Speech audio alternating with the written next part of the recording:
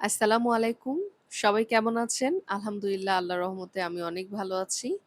আজ আপনাদের সাথে ছোট্ট একটা ভিডিও ক্লিপ শেয়ার করার জন্য চলে আসলাম। এটা ছিল আমার ২ পাউন্ডের অর্ডারের একটা কেক। এখানে যে নজেলটা আমি নিয়েছি এটা ছিল 2D আর যে পিঙ্ক কালারটা দেখতে পাচ্ছেন এটা ছিল রেডম্যানের চেরি রেড কালার। রেডম্যানের চেরি রেড কালারটা অল্প একটু দিয়ে ভিভো হুইপ ক্রিমের সাথে আমি মিক্স করে নিয়েছি।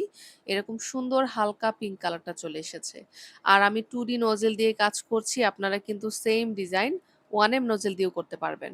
এখন যে ডিজাইনটা দেখতে পাচ্ছেন এটা ছিল 195 এই নজেলটার নাম্বার 195 আর ডিপ পিঙ্ক কালারটা যে দেখতে পাচ্ছেন সেটা ছিল রোজ পিঙ্ক কালার। মানে রেডম্যানের semi gel rose pink colour দিয়ে এই কালারটা এসেছে। তো আমি এখানে ৩ টা কালার ইউজ করেছি পিঙ্কের শেডের। তার মধ্যে একটা ছিল হালকা, সেটা ছিল চেরি রেড কালার আর ডিপ যেটা ছিল সেটা ছিল রোজ পিঙ্ক কালার।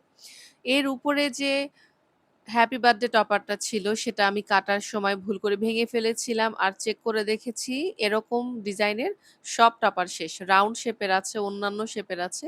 কিন্তু এরকম শেপের টপার এটাই লাস্ট ছিল। তো আজকেই তো আর পাচ্ছি না যেহেতু আমরা যেখানে থাকি এখানে কোনো কিছু কিনতে পাওয়া যায় না। আমাদেরকে সবকিছু ঢাকা থেকে অর্ডার দিয়ে নিয়ে আসতে হয়। এইজন্য ওই ভাঙা টপারটাকেই আমি খুব সাবধানে কেকের উপরে সেট করে নিয়েছি। আমার হাতটা কাঁপছিল যখন আমি টপারটা বসাচ্ছিলাম। এরপরও সাবধানে বসিয়ে নিয়েছি।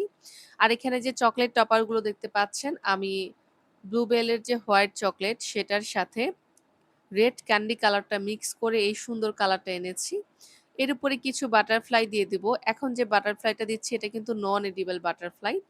এডিবল বাটারফ্লাই গুলো না এত বেশি সুন্দর হয় না। ওইগুলো কিন্তু খাওয়া যায় কিন্তু এরকম কালারফুল হয় না।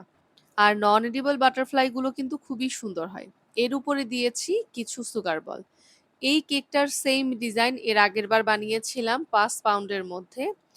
সেই ডিজাইনটা দেখেই তারা এই ২ পাউন্ডের কেকটার অর্ডার করে। আমি সেম ডিজাইন ২ পাউন্ডের মধ্যে করার চেষ্টা করেছি।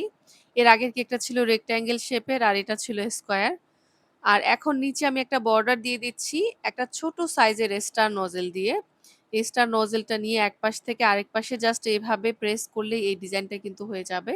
তো নিচের পুরো বর্ডারটা আমি সেম ভাবে দিয়েছি। কেকটা কেমন লেগেছে অবশ্যই কমেন্টে জানাবেন। আজ এ পর্যন্ত ইনশাআল্লাহ কথা হবে নেক্সট ভিডিওতে। আল্লাহ হাফেজ।